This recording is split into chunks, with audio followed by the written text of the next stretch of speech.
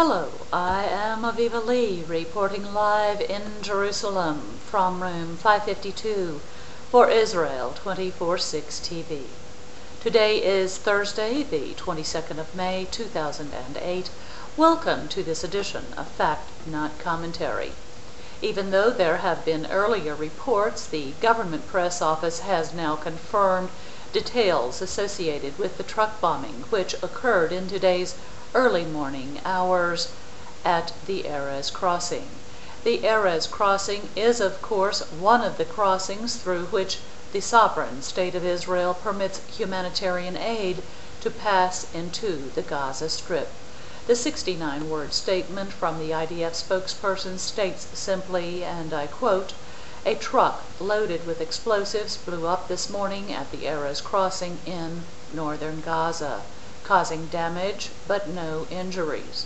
The initial investigation at the regional command states that the attack was prevented due to the high alert by and preparedness of the Israeli security forces.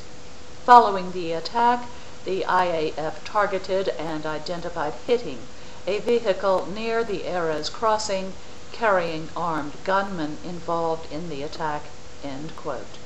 And now we have a travel warning for Jews and Israelis issued through the National Security Council Counterterrorism Bureau, and I quote, "The National Security Council Counterterrorism Bureau reiterates the existing travel warnings for Jammu and Kashmir in northern India, given the intensification of terrorist threats there following inter alia the call by the leadership of major terrorist organizations to attack Israelis.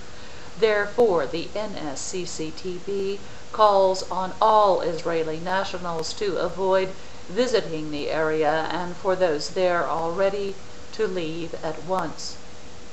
Relatives of Israeli tourists in India are requested to pass along this warning," end quote.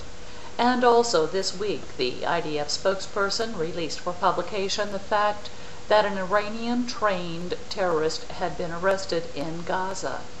That official communique states, and I quote, "Alaa Jihad Uwad Madif, a resident of Karara, located near Khan Yunis in the southern Gaza Strip, was arrested on the 15th of April in a joint IDF-IFSA operation. Iranian-trained Abu Madif, a member of the Abu Rish faction which splintered from the PLO in the 1990s, was involved in rocket attacks against Israel and was an intended suicide bomber against IDF forces. Abu Madif participated in month-long military training course in Iran in May 2007 after being recruited to the Abu Rish faction a short time previously," end quote. The communique states further that this particular faction is in constant communication with terrorist organizations and heads of terrorist organizations in Lebanon. Again quoting the IDF communique, "Abu Madif was one of a group of activists that left Gaza through the Rafah crossing into Egypt and then flew to Damascus and then to Iran. In Iran, they were transferred to isolated military encampments in a mountainous region where they underwent compulsory military training. The military training included physical training, navigation, weapons training, including light and heavy weapons operations, anti-tank weapons and hand grenades, target practice, assembly and operation of explosive devices, and indoctrination lessons defining Israel and the USA as the sources of evil. They were also instructed in covert activities," end quote. The IDF spokesperson also noted that Abu Madif was filmed for suicide attack announcements, but that these attacks were not carried out. The final paragraph of the official statement reads, and I quote, "Abu Madif's interrogation throws light on the deep Iranian involvement in the encouragement of terror against Israel and in its support of financing and its military training for the activists of the various terror organizations operating in Gaza against Israel. Syrian aid and assistance in the transfer of activists to Iran is also emphasized." End quote.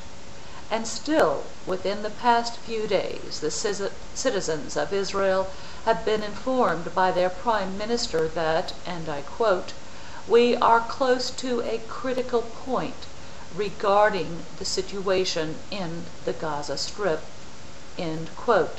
Still and yet, the listening world has also now been informed that there have been unofficial talks between Israel and Syria hosted by the government of Turkey. The printed media is rife with suggestions that Israel may be willing to leave the Golan Heights. Of course, no timetable has been set for this purported swap, which would be sold to the Israeli public as the painful concession that is required for peace with one of this region's leading havens for terrorists and the administration of terrorism. And that concludes this edition of Fact, Not Commentary. I am Aviva Lee, reporting live in Jerusalem from room 552 for Israel 24/6 TV. May the Almighty help this present inhabited world. Thank you, and shalom.